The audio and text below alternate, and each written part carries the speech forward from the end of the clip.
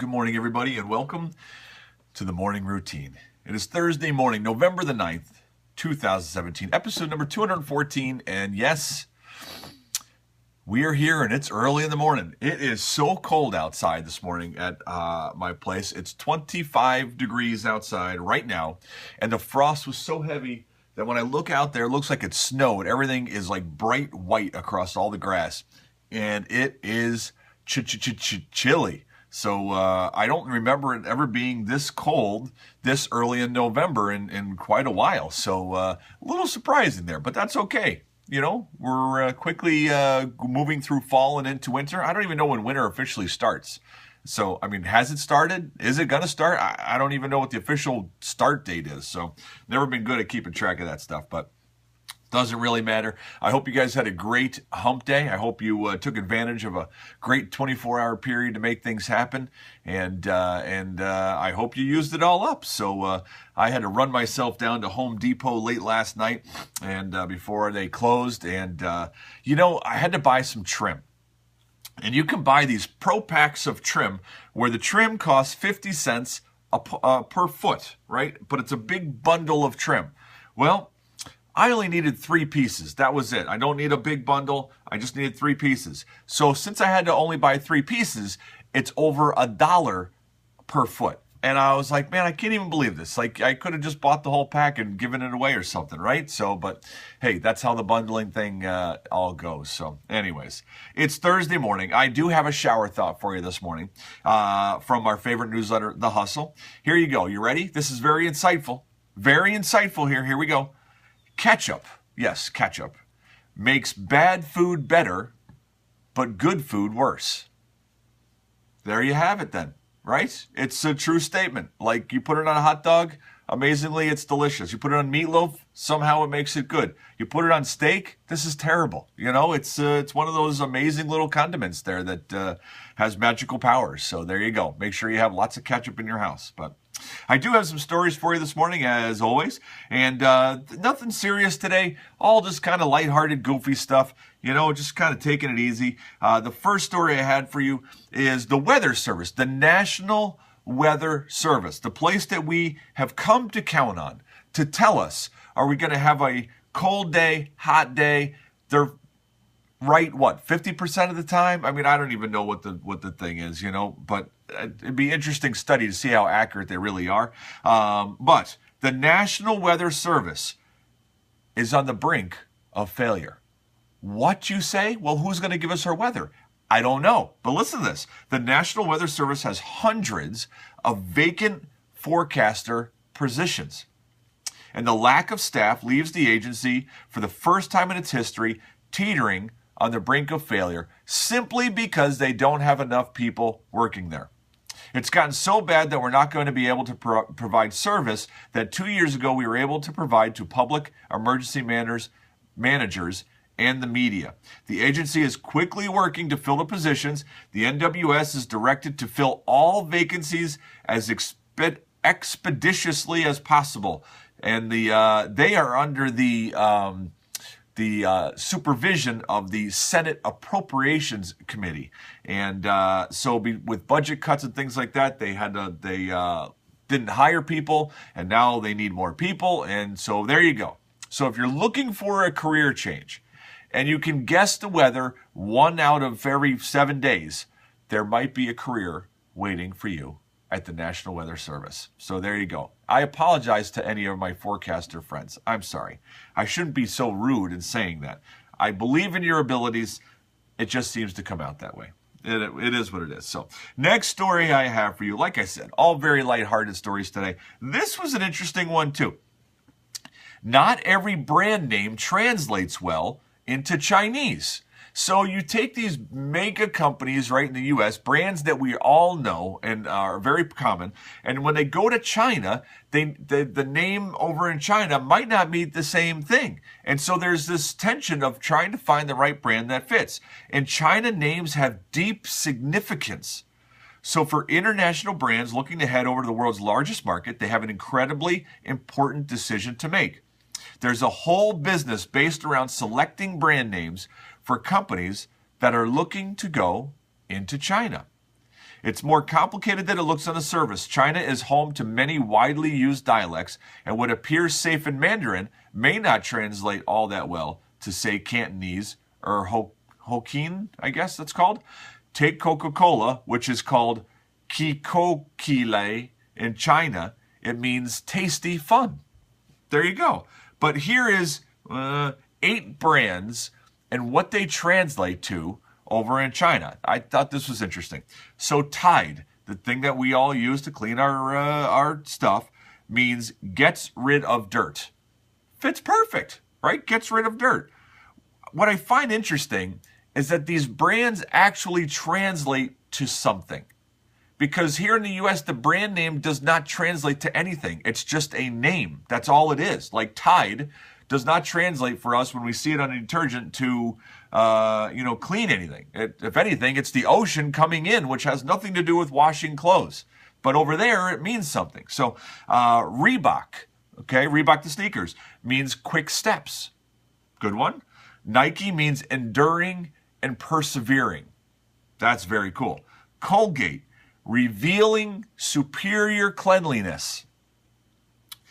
Marriott, as in the hotel, 10,000 wealthy elites is what Marriott translates to. 10,000 wealthy elites. As in like, wow, look at that Marriott. What would that be, like a parade of 10,000 wealthy people, I guess? I don't know. Citibank, as in the bank, means Star-Spangled Banner Bank. Star-Spangled American Bank. Heineken means happiness power. Next time you're out, order a happiness power, and let's see if they can translate it back and know what to hand you. Next, Pentium means galloping. So that was not as much fun. I like the Heineken happiness power better. That one's kind of funny. But that was a very interesting article, and it really shows you. I've heard stories of people who have gone overseas or people overseas who have come over here and they have words that just don't translate the right way. Just kind of funny whenever you're reading those things. So last story I have for you here this morning. You know that we're moving quickly into the future when you read an article with information like this, guys. Sophia is a robot designed by a Hong Kong company called Hanson Robotics. Sophia gave a presentation that demonstrated her capacity for human expression. Sophia made global headlines when she was granted Saudi citizenship. Yes, a robot that is an actual citizen of a country, making the kingdom the first country in the world to offer its citizenship to a robot. I want to live and work with humans, so I need to express the emotions to understand humans and build trust with people, Sophie said. That's the robot said that. Asked whether robots can be self-aware, conscious, and know they're robots, she said, well, let me ask you this back. How do you know you are human? Whoa, that's heavy right there. You know, I mean, this is crazy. Her desire to achieve more human-like characteristics was rewarded by being granted the first Saudi citizenship for a robot. The new normal in which humans and robots work together is coming very quickly. Conducting a demonstration of a robot solving a Rubik's Cube in a matter of minutes is what they did there as well. These computers, they will learn, they will read, they will see by themselves. That's a scary future, but anyway, that's coming. Your neighbor could be a robot sometime very near. It's very strange. It's amazing. You know, we grew up with all these shows and movies of this futuristic robot stuff, and it's here, guys. Like, it is really here. So, but that's my stories for today. Let's move on. Top 10 most searched things yesterday on Google. Number 1, CMA Awards 2017. Number 2, Corey Haim. Haven't heard that name in a while. Number 3, Montgomery Gentry, the singer. Number 4 is Faith Hill, another singer. Number 5, Allison Parker. Number 6, Kane Brown. Number 7, Alan Jackson. Number 8, Reba McEntire. Number 9, Little Big Town. Number 10, The Knicks. That was all country music except for 2, Corey Haim and The Knicks. Wow. Okay. Must have been country music day yesterday or something. So, but on we go. Let's see what's trending on the news this morning. Top of the list, Christopher Plummer. Kevin Spacey cut from movie coming out in December. Don't know what that has to do with Christopher Plummer, unless that's the name of the movie. Next, we have Las Vegas. Self-driving shuttle crashes in Las Vegas hours after launch. Then we have Michigan Senate. Michigan bills would allow concealed guns in schools and churches. Then we have Delhi, India. Gas chamber Delhi 10 times more polluted than Beijing. Wow. Very polluted. That's is that what CMAs were last night? Thanks, Paul. All right, that's why it was all country music. Okay. I didn't know they were last night. I thought it was coming up. Okay. Not that I would have watched, but that's why I didn't know. Next, Donald Trump and Xi Jinping. The latest XI cites improvement in U.S.-China relations. I get so confused. Next, Rand Paul. Rand Paul shares medical update, 6 broken ribs and a buildup of fluid around his lungs. Rand Paul was the guy who was attacked in his front yard while he was mowing his lawn. Then we have UCLA. UCLA basketball coach benches 3 players arrested for shoplifting in China. That's news? Are you kidding me? They're lucky they're still on the team. Come on, guys. That's crazy. Next, U.S. presidential election. Trump congratulates deplorables in 2016 election anniversary. Then we have the U.S. Senate. Senate Dems introduce bill to ban assault weapons and bump stocks. And that is what's trending on our news today. Let's move on over, guys, to our passage of wisdom. And our passage of wisdom this morning, guys, first, I want to start with something. 2 days ago, I was visiting with a friend, and I didn't give them a shout out yesterday. I want to give them a shout out right now, and I don't even know if they're going to hear it. But anyways, I was having a conversation with a friend, and they were so excited because this is a person who shares the same faith that I do. For years, they've been praying for an opportunity to share their faith with a specific person that they knew in the workplace.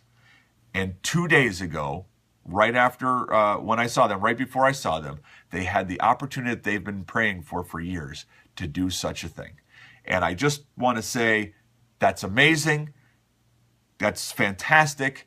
Congratulations on your perseverance and follow through. I don't know. We started talking about what is it that keeps us from sharing our faith with people when we know how much it can change their life and how much it's affected our own lives.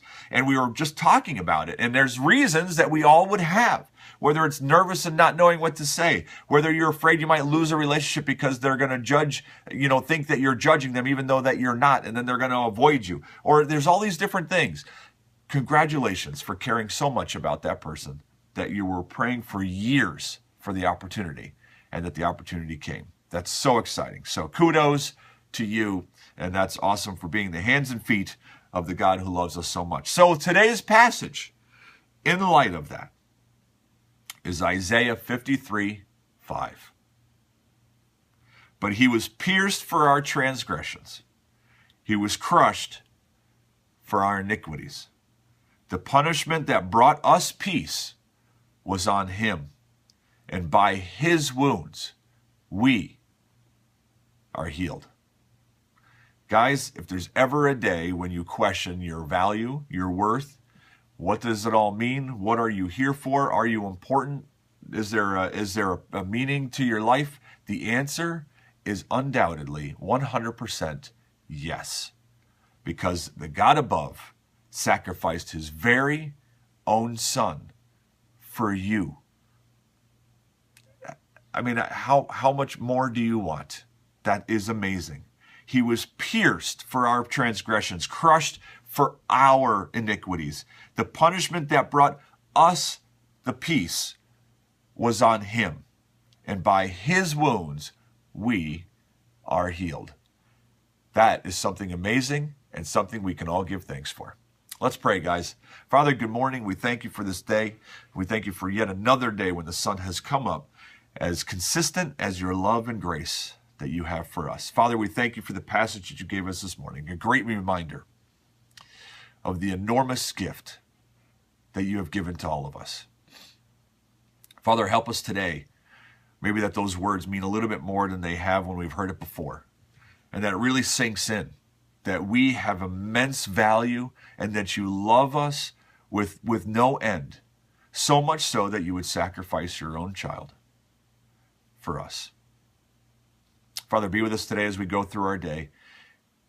I pray that we have opportunities to share our faith with the people around us when we know how much it can change their lives, and give them love and grace and strength in times of trouble and peace and an everlasting life and a Savior who loves them like nobody else. Help us be the ones that can share that with them and be a game changer in their life. Father, we love you and we thank you. Amen. And that, my friends, is a wrap. So glad you were here this morning for the morning routine. I cannot wait to be here tomorrow morning, Friday morning. And until tomorrow morning when I see you again, don't forget that today is your day to be exactly who you were meant to be. Have a great day. Love you guys.